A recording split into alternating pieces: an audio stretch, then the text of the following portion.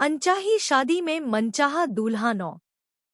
रात के खाने के बाद सब अपने कमरे में चले जाते हैं। आलोक जी पलंग पर बैठे कुछ सोच रहे होते हैं। ममता जी कमरे में आकर देखती है। आलोक जी पलंग के सहारे लेकर आंख बंद करके सोच में थे।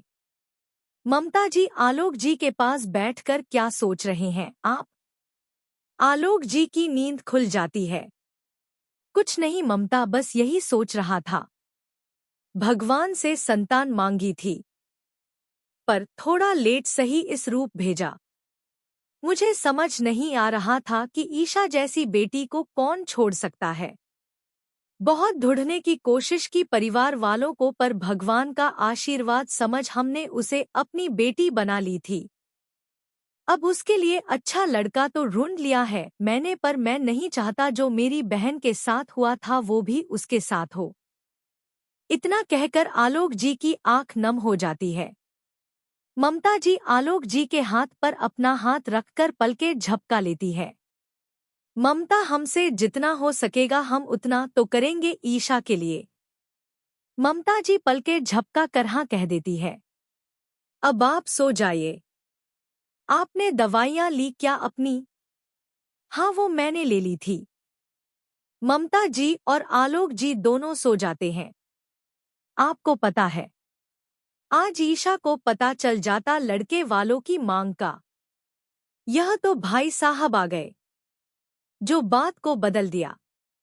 अनीता जी अपने पति अभिलाष जी को शाम वाली बात बता रही थी। हाँ अनु, यह सब हमें ईशा से छुपाना बहुत मुश्किल होगा, पर करना तो पड़ेगा ही।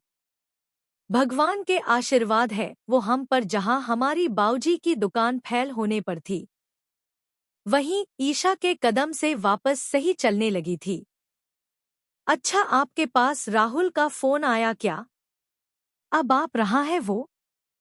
ऐसे तो कल रात तक आने वाला था, पर अब बता रहा है 1-2 दिन का काम और है, इसलिए अभी नहीं आएगा। अच्छा सुनिए ना, वो मेरी मामी ने राहुल के लिए अच्छी लड़की बताई है। आप बोलो तो बात करूं।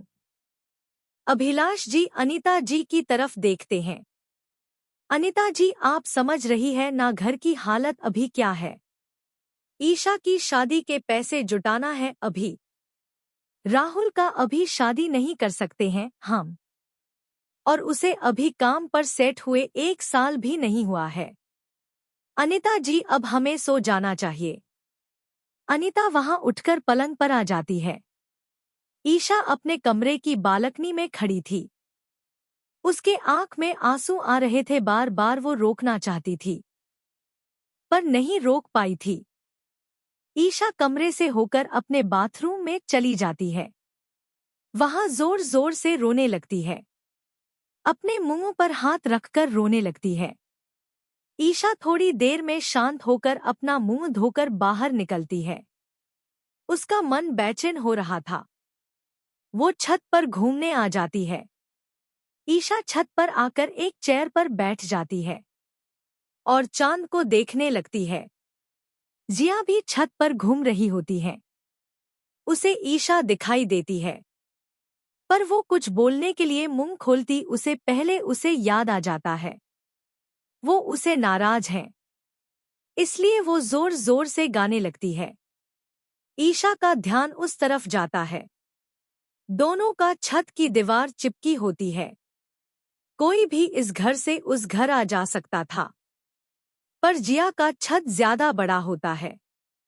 ईशा जिया के छत की तरफ आकर, क्या हुआ जिया, आज गाना गाकर क्यों बुला रही है मुझे? हम बोलना। ईशा देख, मैं तेरे से नाराज हूँ, मुझे तुमसे कोई बात नहीं करनी है प्लीज। इतना कहकर जिया दिवाली की सहारा लेकर हाथ बांधकर खड़ी हो जाती है। ईशा को उसकी हरकत से हंसी आ रही होती है।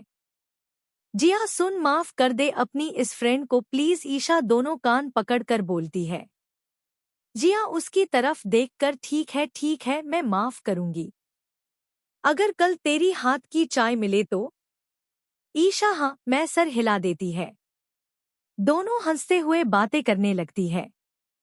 अगले भाग में कैसा लगा आपको आज का भाग जरूर बताएं और समीक्षा जरूर दें। धन्यवाद।